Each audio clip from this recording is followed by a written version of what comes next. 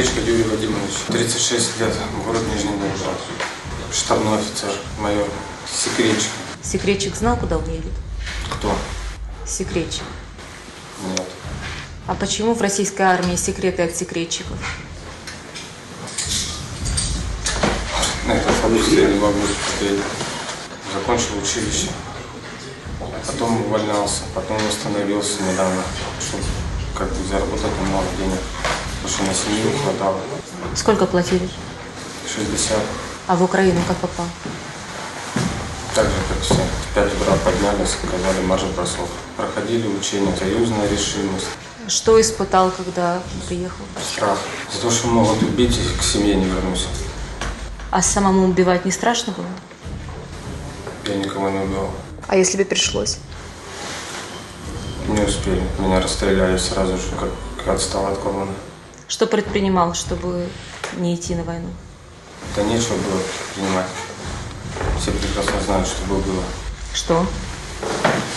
Дисбат. Лучше убивать, чем дисбат? Так я же объясняю, я штабной офицер, мы не убиваем. Семья есть? Да. А дети?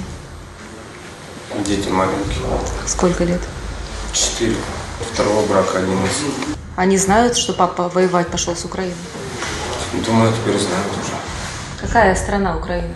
Какие люди здесь? Хорошая, нормально. Приняли, получил ранение, показали первую помощь, накормили, напоили, дали где спать. Не бьют, не обижают. Зачем воевать с Украиной? Не нужно воевать. Исполнять преступные приказы. Не преступление? Преступление. Сюда не едьте. Украинцы, народ Украины хороший, хочу вернуться. Стыдно.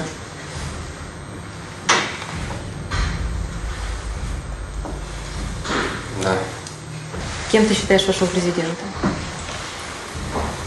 Никем.